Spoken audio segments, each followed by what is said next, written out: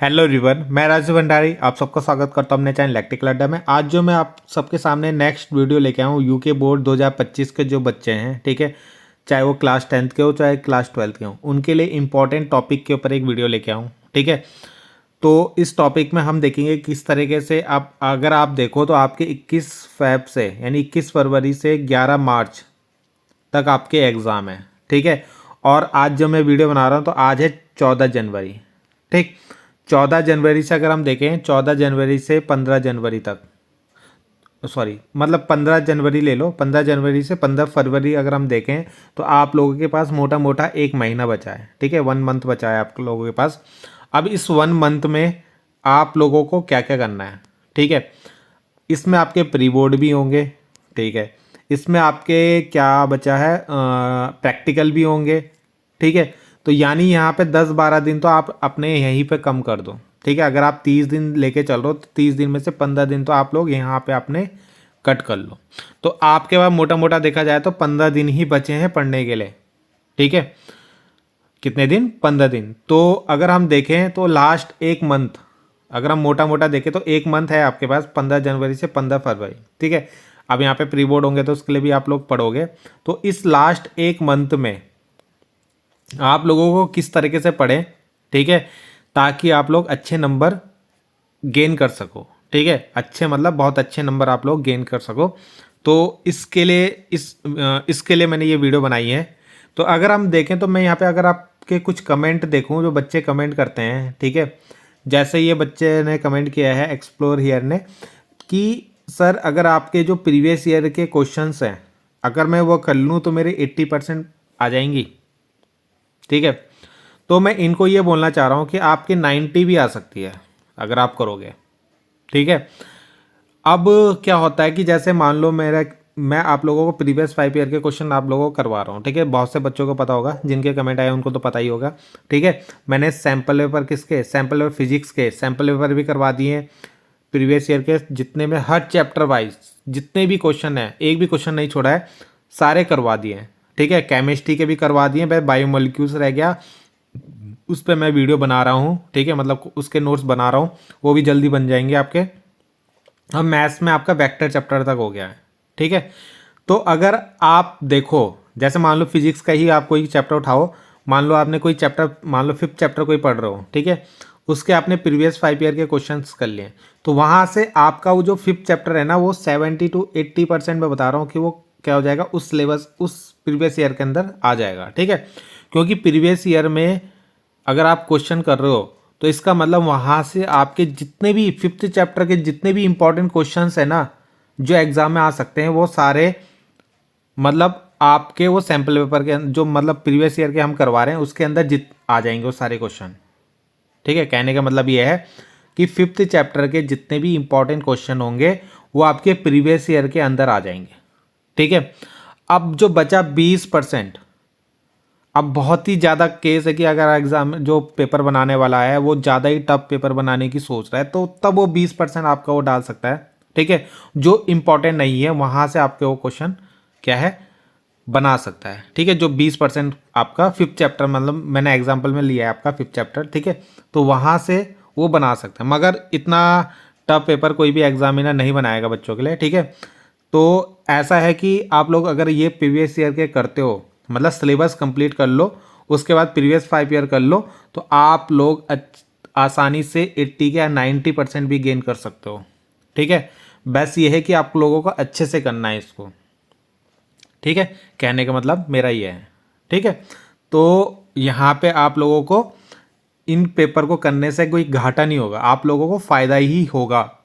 ठीक है, आप लोग जो है इसको करने से आप लोगों को प्रॉफिट ही होगा, लॉस कुछ नहीं होगा। इसको ऐसे नहीं होगा कि वेस्ट हो जाएगा। ठीक है, अगर आप किसी चैप्टर को पढ़ोगे भी ना तो वही क्वेश्चन आपको वहाँ पे दिखेंगे। मान लो आप कोई 5th चैप्टर पढ़ रहे हो, ठीक है, तो जो क्वेश्चन आपके प्रीवियस ईयर में आया है वही तो आप चैप्टर के अंदर पढ़ोगे। ठीक है, तो कहने का मतलब ये है कि वही क्वेश्चन आपको मिलेंगे ही उसके अंदर, चैप्टर के अंदर।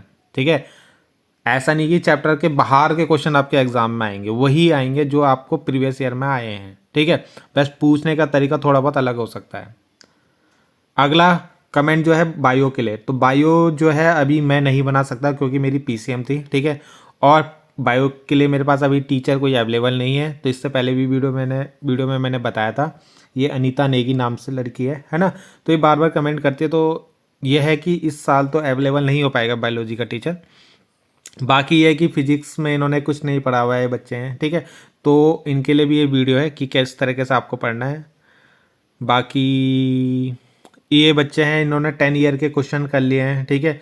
अब इन जिन्होंने 10 ईयर के क्वेश्चन कर लिए हैं तो यानी सिलेबस भी उनका कंप्लीट हो चुका होगा, 10 ईयर के क्वेश्चन भी कर लिए हैं, तो बस उनको मैं ये बोलना चाहूँगा आप रिवीजन करो, ठीक है। हर सब्जेक्ट को रिवीजन करो, बस आप लोग रिवीजन आप लोगों के लिए इम्पॉर्टेंट है, ठीक है। जितना ज़्यादा रिवीजन करोगे आप लोग उतना अंदर तक उस चैप्टर के अंदर घुस पाओगे, ठीक है। और न्यूमेरिकल ज़्यादा प्रैक्टिस करो न्यूमेरिकल की, क्योंकि जितना ज़्यादा आप न्यूमेरिकल करोगे ना आप लोगों को चैप्टर उतना ज़्यादा समझ में आता है। न्यूमेरिकल करने से चैप्टर ज़्यादा अच्छा समझ में आता है, ठीक है। और एग्जाम में अगर फंसोगे तो न्यूमेरिकल में ही फंसोगे, थ्योरी तो आप लोग कर ही लोगे। अगला है कि सर मुझे पता चला है कि बोर्ड में प्रीवियस ईयर क्वेश्चन रिपीट नहीं होंगे। नहीं, आप लोगों ने अभी हाफ ईयरली का पेपर देखा था तो उसमें प्रीवियस ईयर के क्वेश्चन रिपीट हुए थे, ठीक है। और प्रीवियस ईयर का मतलब ऐसा नहीं कि वो प्रीवियस ईयर में जो क्वेश्चन है वो आगे आएगा ही नहीं कभी, नहीं, वो आपके आएंगे मगर थोड़ा सा पूछ सकते हैं, है ना। बस थोड़ा बहुत पैटर्न चेंज हुआ है, आप लोगों को पता है, जैसे कि एसर्शन रीजन वाले क्वेश्चन डाल दिए और एक वो केस स्टडी डाल दिया है बस, ठीक है। बाकी तो सेम ऐसे ही चल रहा है आपका, चाहे वो आपने सैम्पल पेपर में भी देखा होगा, ठीक है। सर अभी कुछ नहीं पढ़ा है, ठीक है, स्टार्टिंग से कुछ समझ में नहीं आ रहा है, हेल्प कर दो, ठीक है।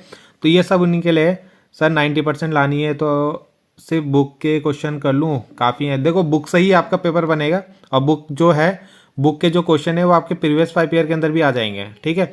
तो प्रीवियस 5 ईयर करो, पहले सिलेबस कंप्लीट करो, ठीक है, प्रीवियस 5 ईयर करो, ठीक, सैम्पल पेपर करो। और अभी आपके हाफ ईयरली पेपर हुआ था, अभी प्री बोर्ड पेपर होगा, ये सब कर लो, बस आप लोग अच्छे से अच्छे नंबर गेन कर लोगे, ठीक है। तो लास्ट 1 मंथ आपके पास जो बचा है, ठीक है, तो उसके लिए आपको किस तरीके से प्रिपरेशन करनी है। तो सबसे पहले तो आपका टारगेट सेट होना चाहिए। इसके ऊपर मैंने पहले भी वीडियो बनाई थी जब आपके 2 महीने रह गए थे, ठीक है, मतलब 3 महीने 90 डेज वाला, ठीक है। तो सेट होना चाहिए टारगेट, आपका टारगेट पता होना चाहिए कि आपको कितने नंबर लाने हैं। जैसे बच्चों के अभी हमने कमेंट देखे थे, किसी को 90% लाना है, किसी को 80% लाना है, ठीक है। किसी ने अभी कुछ नहीं पढ़ा हुआ है तो उसका फिर तो टारगेट कम ही होगा, उसका तो केवल टारगेट यही होगा कि मैं पहले तो पास हो जाऊं, ठीक है, या 40 to 50% नंबर उसके सब्जेक्ट में आने चाहिए, ठीक है। तो इस तरीके से बच्चों के टारगेट होंगे। तो अलग अलग बच्चों का अगर हम देखें तो पहला जो हमने देखते हैं जिन्होंने अभी तक कुछ नहीं पढ़ा है, ठीक है, कुछ नहीं पढ़ा है मतलब कुछ नहीं पढ़ा हुआ है, ठीक है। तो यानी जिन्होंने कुछ नहीं पढ़ा है तो मतलब उन्होंने पूरे साल भर मस्ती करी होगी, है ना। तो मस्ती करी है तो फिर अब वो अब 1 महीने में आपने जब पूरे साल भर में कुछ नहीं पढ़ा है तो 1 मंथ में आप लोग कैसे कंप्लीट कर लोगे, ठीक। तो उनके लिए यही है कि अब आप लोगों को केवल क्या फोकस करना है। अब आप लोगों की हालत ऐसी होने वाली है, ठीक है, जब आप बुक खोलोगे ना तो आप बोलोगे कि क्या क्या पढ़ें, ठीक है, क्या क्या पढ़ें, क्योंकि आप लोगों को कुछ समझ में नहीं आएगा जब आप बुक खोलोगे। इतनी मोटी फिजिक्स की बुक खोलोगे, इतनी मोटी केमिस्ट्री की बुक खोलोगे, इतनी मोटी मैथ्स की बुक खोलोगे, ठीक है। मैथ्स में जिसमें इंटीग्रेशन को उनमें शायद 500 क्वेश्चन आपके बनते हैं, ठीक है। तो कैसे आप लोग कर पाओगे, उसमें तो 1 महीना तो उसी में आप लोगों को लग जाएगा, ठीक है। अब ऐसा नहीं होगा कि आप ऐसे करोगे जैसे ये वीडियो में आपको दिख रहा है, ठीक है, और आपके दिमाग में वो सब जितना भी सिलेबस है वो सब घुस जाएगा अंदर, ठीक। तो ऐसा नहीं कर पाओगे आप लोग जिन्होंने अभी कुछ नहीं पढ़ा हुआ है, ठीक है। मैं उनकी बात कर रहा हूँ जिन्होंने कुछ नहीं पढ़ा हुआ, ठीक है। तो उनको इतनी जल्दी समझ में नहीं आएगा 1 महीने के अंदर। तो उनको क्या करना पड़ेगा, सबसे पहले तो स्टार्ट करनी पड़ेगी स्टडी, ठीक है। बिना पढ़े कुछ नहीं होगा। आप लोग ऐसे नहीं हो सकता कि आप बिना पढ़े जाओ और वहाँ कुछ तुक्का मार के पता नहीं क्या क्या लिख दोगे और आप लोग को नंबर मिल जाएंगे, ठीक है। नहीं, आप लोगों को थोड़ा बहुत तो पढ़ना पड़ेगा, ठीक।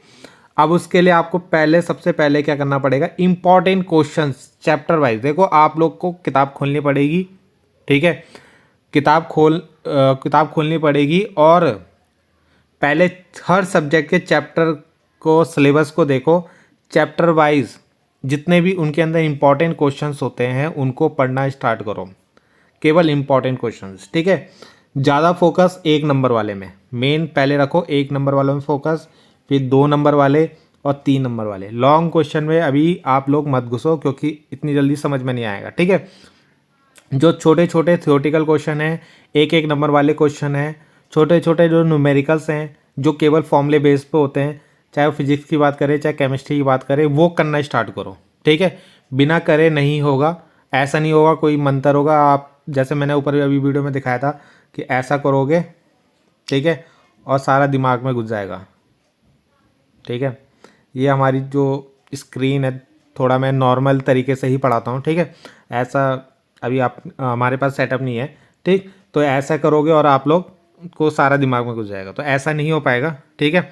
तो आप लोगों को मेन फोकस रखना पड़ेगा, पहले तो स्टडी करनी स्टार्ट करनी पड़ेगी, इंपॉर्टेंट क्वेश्चन चैप्टर वाइज निकालो।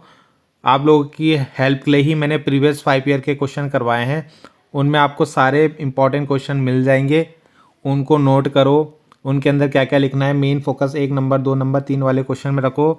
अगर यहाँ से नहीं पढ़ना है, प्रीवियस 5 ईयर नहीं पढ़ना है, तो बुक खोलो, है ना, पुराने पेपर्स कलेक्ट करो, फोटो कॉपी करा के अपने सामने रखो उन्हें, ठीक है। उनमें देखो कि इस चैप्टर से कौन कौन से इंपॉर्टेंट क्वेश्चंस आए हैं, उनको पढ़ना स्टार्ट करो, ठीक है। सैम्पल पेपर आप लोग लिख सकते हो। अब सेकंड आते हैं जिन्होंने 50 to 60% पढ़ा हुआ है, ठीक है। तो 50 to 60% वालों के लिए भी ही जो इससे पहले जो था वो केवल उनके लिए था जिनको केवल अभी पास होना है, ठीक है, जो मतलब जिन्होंने कुछ नहीं पढ़ा है, तो उनको तो पहले उन पे फोकस करना है। पहले तो अपना टारगेट रखना है कि पासिंग नंबर आ जाए, ठीक है। और ऐसा नहीं कि जिन्होंने कुछ नहीं पढ़ा है वो अच्छे नंबर नहीं ला सकते हैं वो भी, ठीक है। पहले वाले जो पॉइंट था उनके बच्चों को बता रहा हूँ, ठीक है, तो वो भी ला सकते हैं, मगर उनको फिर आप पढ़ाई मतलब ऐसे करना पड़ेगा कि 24 घंटे में से 12-13 घंटे आप लोगों को पढ़ना पड़ेगा, ठीक है। तब जाके आप लोग पहले सिलेबस कंप्लीट करोगे, तब अच्छे नंबर लाओगे। यानी जिन्होंने कुछ नहीं पढ़ा अगर उनको अच्छे नंबर लाने हैं, ठीक है, उनको 80-90 तक जाना है, तो उनको बहुत मेहनत करनी पड़ेगी। अब जिन्होंने 50 to 60% पढ़ा है, तो इन लोगों को भी मेहनत की बहुत ही ज़्यादा ज़रूरत है, ठीक है। 50 to 60% का मतलब ये है कि आपने अभी आधी बुक पढ़ी है, ठीक है, और 1 महीने में आप कैसे कवर करोगे, क्योंकि 1 महीने में आपको 50 to 60% अभी पढ़ना भी है, उसके बाद उसका रिवीजन भी करना है, ठीक है। तो बहुत ज़्यादा मेहनत की ज़रूरत है आप लोगों को, ठीक है। पढ़ाई ज़रूरी है आप लोगों के लिए और बहुत ज़्यादा टाइम आप लोगों को भी देना पड़ेगा, ठीक है। सबसे पहले तो आप लोगों को सिलेबस कंप्लीट करना पड़ेगा आपका। अब आपने जैसे 50 to 60% पढ़ा है, तो बाकी का जो 50 या 40% जो बचा है, उसमें आप लोग सबसे पहले अपने इम्पॉर्टेंट जो क्वेश्चंस हैं, इम्पॉर्टेंट टॉपिक हैं, उनको देखो, उनमें टिक मारो, ठीक है। इम्पॉर्टेंट टॉपिक जो हैं, ठीक, उनको टिक मार के उनको पढ़ो। उसके बाद उनके ऊपर जो क्वेश्चंस आए हैं प्रीवियस ईयर में, ठीक है, उनको करो, ठीक है। जो टॉपिक हैं उनको करो, ठीक है, पहले टिक मारो, उनको पढ़ो, फिर उनके ऊपर जो क्वेश्चंस किस तरीके से बनेंगे वो करो।